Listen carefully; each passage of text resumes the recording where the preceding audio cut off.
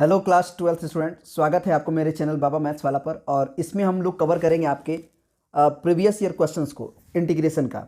इसके पिछले वीडियो में हम लोगों का पार्ट 1 हो चुका था, जिसमें हम लोग प्रीवियस ईयर क्वेश्चंस लिए थे इंटीग्रेशन का। इसमें भी हम लोग इंडेफिनिट इंटीग्रेशन का प्रीवियस ईयर क्वेश्चंस ही लेंगे। और अगर एक बात बता देते हैं आपको, प्रॉब्लम ये होती है कि बच्चे समझ नहीं पाते हैं कि कैसे क्वेश्चंस बना के हम एग्जाम्स में जाएँ ताकि अच्छा मार्क्स आ जाए। तो कोई भी एग्ज़ाम्स हो, आपका सीबीएसई का ही नहीं बल्कि आपके लाइफ का कोई भी एग्ज़ाम हो, अगर आप उसको देना चाहते हैं और अच्छा मार्क्स पाना चाहते हैं, तो आप क्या करें कि उसके पिछले 10 साल के पूछे गए क्वेश्चंस आप बना लें, है ना। जो भी एग्ज़ाम देने जा रहे हैं उसके पिछले 10 साल, पहले 10 साल तक पूछे गए क्वेश्चन जो हैं वो अच्छे तरह से प्रिपेयर कर लें विथ कॉन्सेप्ट एंड थ्योरी। यानी कि आप रट्टा मार दिए, है ना।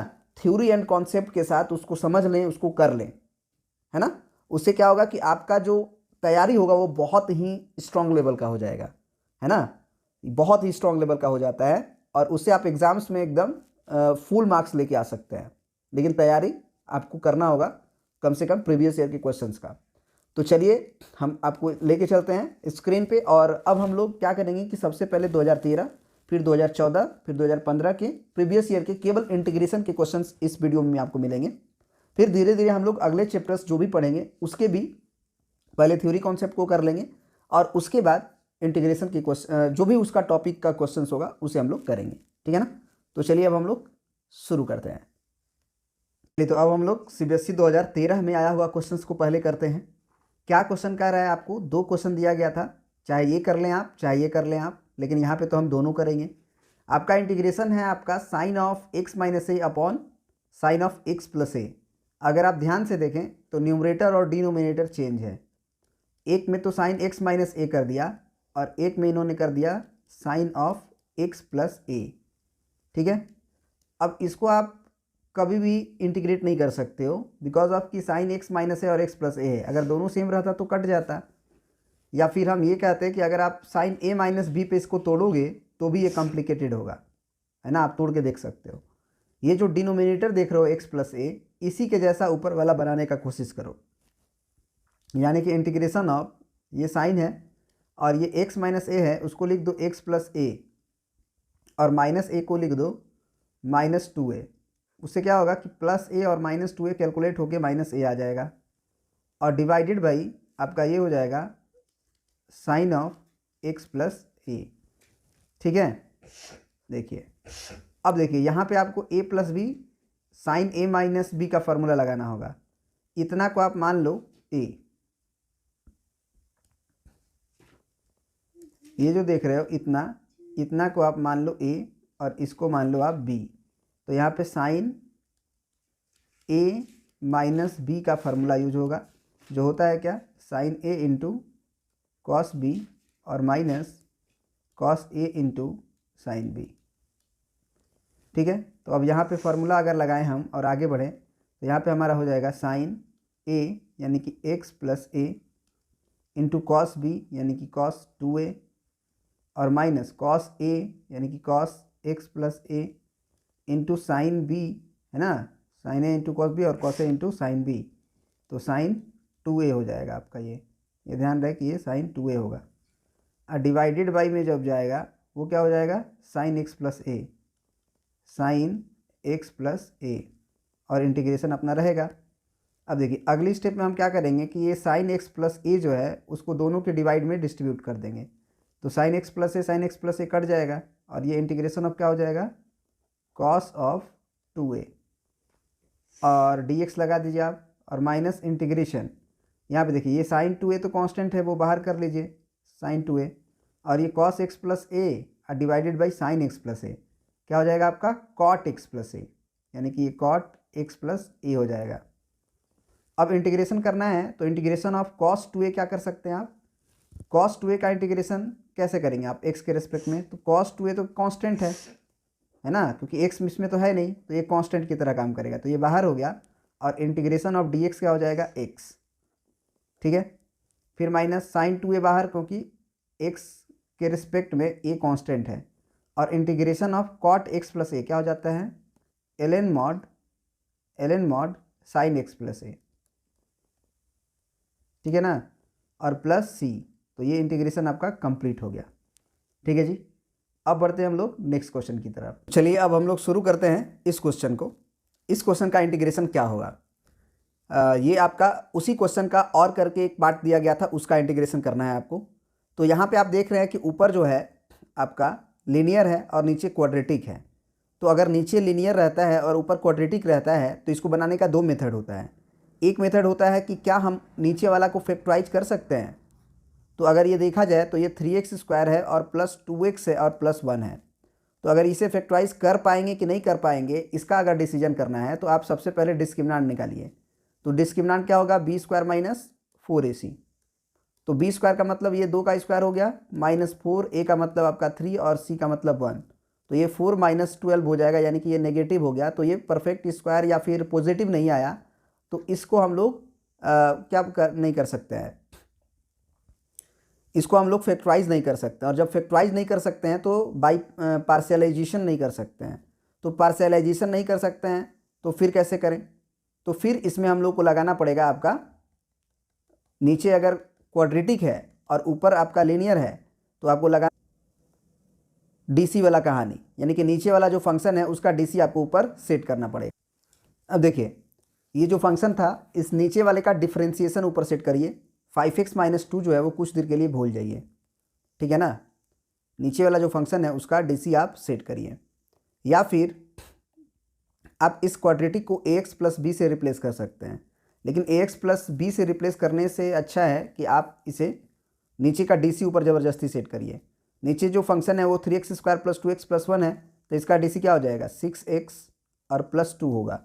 इसे लिख दीजिए आप, और इसे लिख देने के बाद आप संकोच ना करें, ऊपर 5x माइनस 2 लाना है तो वो लाएंगे। कैसे लाएंगे, देखिए ये 5x माइनस 2 को आप कभी भी मत लिखिएगा, नीचे का डिफ्रेंसिएशन है वही लिखिएगा।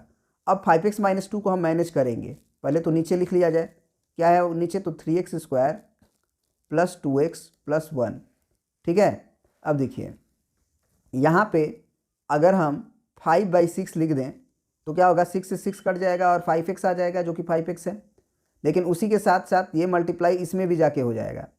तो ये कितना हो जाएगा आपका मल्टीप्लाई, तो ये हो जाएगा 5, 2 से 3 बार में कट जाएगा, यानी कि 5/3। तो यहाँ पे आप माइनस 5/3 कर दीजिए। उससे क्या होगा कि ये जो 5/3 प्लस में है वो कट जाएगा। लेकिन हमें -2 तो लाना है, तो हम -2 एक्स्ट्रा लिख देंगे, ये मैनेज हो गया। अब ऊपर वाला जो कहानी 5x माइनस 2 है, वो ये इतना कर देने से ये पूरा, अगर इसको सिंप्लीफाई करिए आप तो 5x माइनस 2 लौट आएगा, ठीक है। अब देखिए, अब ये जो डिवीज़न है उसको हम डिस्ट्रीब्यूट कर देंगे, एक बार इसमें और एक बार इसमें। तो सबसे पहले आप ये देखिए कि ये कैलकुलेशन कितना आ रहा है, ये कैलकुलेशन कितना आ रहा है। तो ये अगर एलसीएम लिया जाए तो ये 3 होगा, और ये -5 और प्लस 3 2 जा 6, तो 6 5, ये भी माइनस में ही होगा, तो 6 5 11 हो जाएगा इसका वैल्यू, यानी -11/3। तो इसका मतलब इंटीग्रेशन जब हम करेंगे तो 5/6 और ये 6x प्लस 2 होगा, और ये आपका हो जाएगा -11/3। और ये जो डिवीज़न है हमको दोनों में डिस्ट्रीब्यूट करना होगा, यानी कि ये हो जाएगा हमारा 3x² प्लस 2x प्लस 1, और ये हमारा डिवाइड में हो जाएगा 3x² प्लस 2x प्लस 1, ठीक है। अब इसका इंटीग्रेशन तो ईजी है, किस फार्मूला से कर सकते हैं, तो इसका इंटीग्रेशन हम लोग इस फार्मूला से कर सकते हैं कि 5/6 बाहर और इंटीग्रेशन ये 1/fx कर देंगे, और इस fx का यहाँ बगल में dc हम कह सकते हैं कि 6x प्लस 2 छुपा हुआ है। तो इसका तो इंटीग्रेशन बहुत इजीली हो जाएगा। अब ये जो पार्ट बच गया, इसका इंटीग्रेशन करने के लिए हमको इसको पूरी तरह से स्क्वायर में कन्वर्ट करना होगा। तो उसके लिए हम क्या करेंगे, -11/3 बाहर इंटीग्रेशन। अब यहाँ पे क्या करेंगे हम कि ये 3 कॉमन ले लेंगे पहले, तो नीचे से, तो नीचे से अगर 3 कॉमन लेंगे तो क्या बचेगा, ये बचेगा 1/3x², में 3 कॉमन ले लिए हो तो बचेगा आपका x²। तो दिस इज x², और फिर आपका हो जाएगा प्लस में कितना, 2/3x और प्लस 1/3, क्योंकि हमने 3 कॉमन ले रखा है। अब इस वाले का तो इंटीग्रेशन हम लोग कर लेंगे, ठीक है। तो ज़रा इरेज करते हैं और पार्ट को। अब देखिए यहाँ तो इंटीग्रेशन हो जाएगा 5/6 बाहर और 1/fx, और f' अगर रहता है तो ln mod fx हो जाता है। तो ln mod 3x² plus 2x plus 1 हो गया, है ना, प्लस सी लिखने की जरूरत नहीं है क्योंकि आगे इंटीग्रेशन हम लोग को करना है।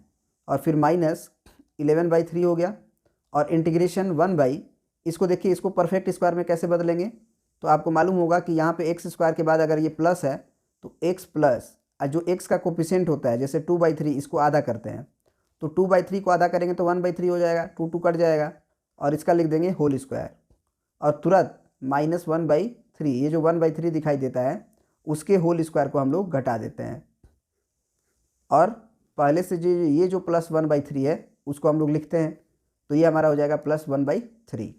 ठीक है, तो ये आपका पार्ट हो गया।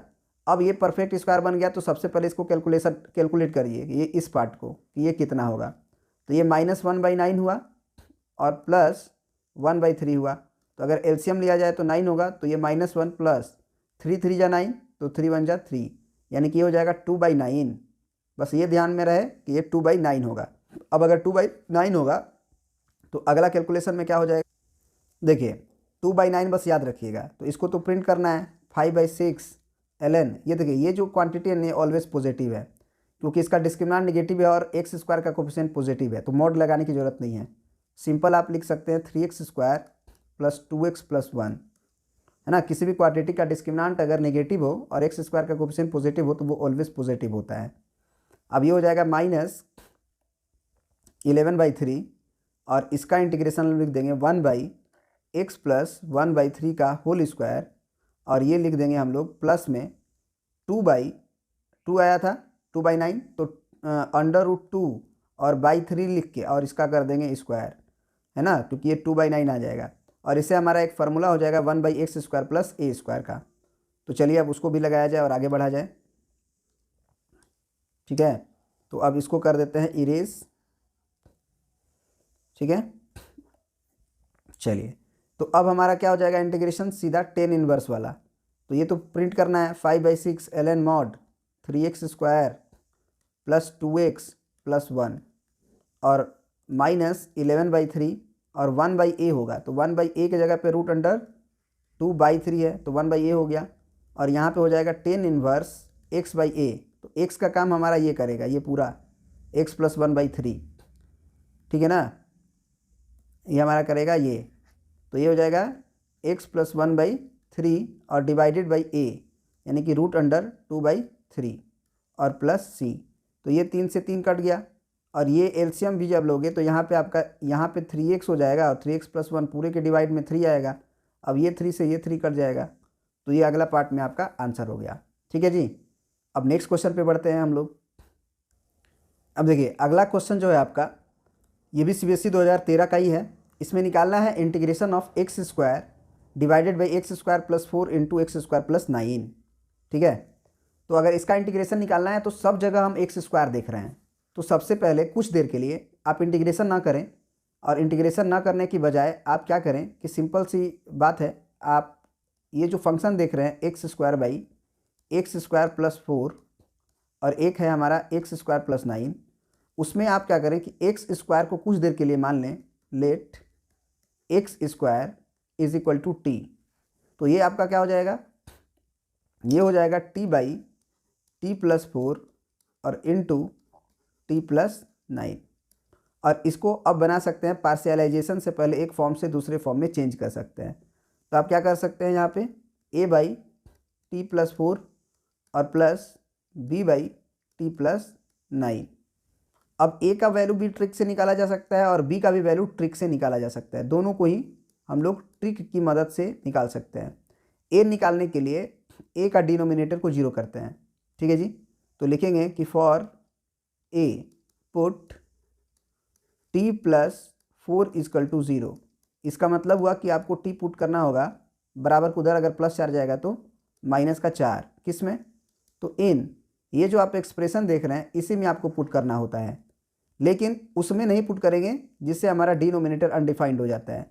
जिस तरह से आप ये डिनोमिनेटर देख रहे हैं, अगर यहाँ पे t का जगह पे आप -4 पुट कर दें तो ये अनडिफाइंड हो जाएगा, तो हम लोग इसके जगह पे नहीं पुट करेंगे, किस में पुट करेंगे केवल, तो देखिएगा हम पुट करेंगे t/t + 9 में, है ना, इसको पार्ट को छोड़ देंगे।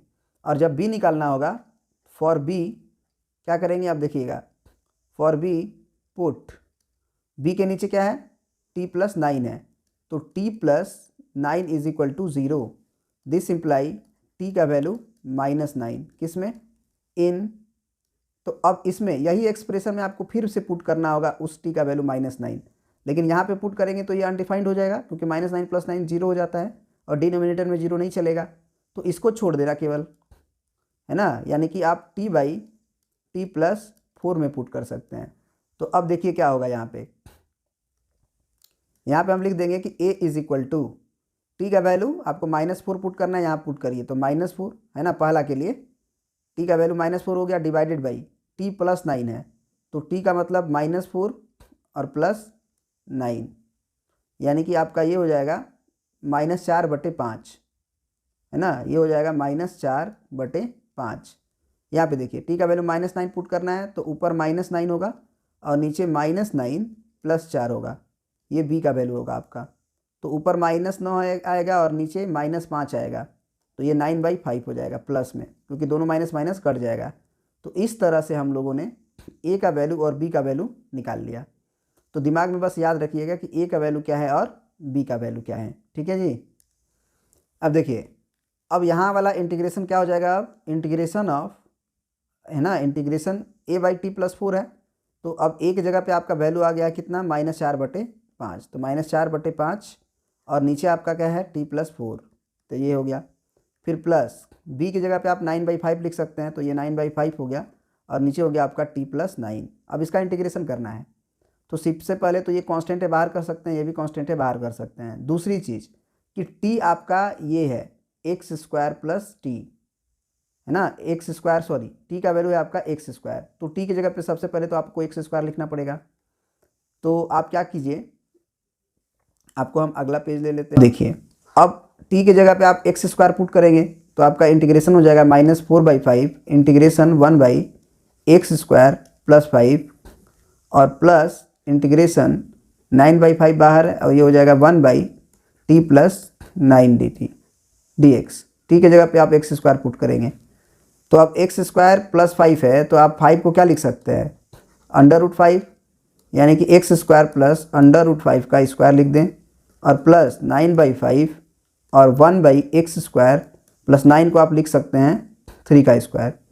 तो अब ये इंटीग्रेशन हो जाएगा tan इनवर्स वाले फार्मूला से, 1/a tan इनवर्स x/a, तो ये हो जाएगा आपका -4/5 और tan इनवर्स, पहले तो 1/a होगा तो 1/√5 होगा और tan इनवर्स x/a तो x/√5 प्लस 9/5 और ये हो जाएगा 1/a यानी कि 1/3 इंटू tan इनवर्स x/a, तो x/ आपका हो जाएगा 3 और प्लस c, है ना, सिंप्लीफाई आप कर सकते हैं, 3 से 3 कट जाएगा 9 बार में, ये 5√5 रहेगा, ठीक है जी, आगे कर सकते हो आप। अब देखिए, ये जो क्वेश्चन है आपका, ये भी CBSE 2013 का क्वेश्चन है आपका, 2014 का क्वेश्चन है, ये 2013 का कंप्लीट हो गया। इसका निकालना है, right the anti derivative of the 3√x + 1/√x। इसका एंटी डेरिवेटिव निकालना है। एंटी डेरिवेटिव का मतलब होता है डेरिवेटिव का उल्टा, और डेरिवेटिव का उल्टा का मतलब हो गया इंटीग्रेशन, है ना। तो ये 3√x है और प्लस ये जो 1/√x है उसको हम लिख सकते हैं x का पावर -1/2, क्योंकि नीचे में है ना x का पावर 1/2, तो ऊपर जाएगा तो आपका -1/2 हो जाएगा और इसको आपको इंटीग्रेट करना है dx। तो सबसे पहले आप क्या कर सकते हैं, इसे 3 और इसे आप x का पावर 1/2 लिख दीजिए और प्लस x का पावर -1/2 लिख दीजिए और dx कर दीजिए, है ना। अब इंटीग्रेट करना है तो 3 बाहर रहेगा कांस्टेंट की तरह और x का पावर 1/2 का इंटीग्रेशन क्या हो जाएगा, x का पावर 1/2 + 1 डिवाइडेड बाई 1/2 + 1, ठीक है। फिर आपका ये प्लस, ये आपका x का power -1/2 + 1 divided by -1/2 + 1 plus c हो जाएगा, ठीक है। अब देखिए यहाँ पे, अब यहाँ पे जो है आपको कैलकुलेट करना बस बाकी है। तो ये आपका देखिए, ये 1 और आधा 3/2 होगा, तो ये 3 और ऊपर में आपका x का पावर 3/2 हुआ, नीचे जो 3/2 होगा उसमें 2 ऊपर जाएगा और 3 नीचे रह जाएगा, तो ये 3 से 3 कट जाएगा और ये 2 ऊपर जाएगा, यानी कि 2 इंटू x का पावर 3/2 हो जाएगा। फिर प्लस यहाँ पे देखिए x का पावर हाफ आएगा, ठीक है ना, यहाँ पे x का पावर हाफ आएगा, तो ये x का पावर हाफ हो गया। नीचे भी हाफ आएगा तो ऊपर जाके वो 2 बन जाएगा, यानी कि आपका ये हो जाएगा 2√x और प्लस सी आप लिखेंगे ही, तो ये फाइनल इंटीग्रेशन इसका भी हो गया। और भी क्वेश्चन है 2014 का, उसे भी देखते हैं। देखिए एक क्वेश्चन आपका ये भी है जो CBSE 2014 में पूछा गया है, उसे भी कंप्लीट किया जाए। Integration of dx upon 9 + x², तो ये तो बहुत ही आसान क्वेश्चन है, ठीक है। इसमें आप क्या कर दें, इंटीग्रेशन ऑफ dx अपॉन, इसे आप x² को पहले लिख दें और प्लस आप 9 को लिख दें 3², तो ये इंटीग्रेशन ऑफ 1/x² + 3x² हो गया, यानी कि ये tan इनवर्स वाला फार्मूला हो गया। तो 1/a और tan इनवर्स x/3, ये आपका फार्मूला हो गया, प्लस c डायरेक्ट, ये आपका आंसर हो गया, ठीक है जी। और तो यहीं पे इसको ख़त्म करते हैं, और नेक्स्ट वीडियो में हम लोग और भी अच्छे अच्छे क्वेश्चंस को करेंगे, और उसके बाद वाले वीडियोस में हम लोग डेफिनेट इंटीग्रेशंस के पिछले ईयर्स के क्वेश्चन जो पूछे जा रहे हैं मैक्सिमम, उसको करेंगे, ठीक है। वीडियो अगर पसंद आता है बाबू तो लाइक करो, अपने दोस्तों के पास शेयर करो, और चैनल को ज़रूर सब्सक्राइब करना। Thanks for watching, thank you, good night.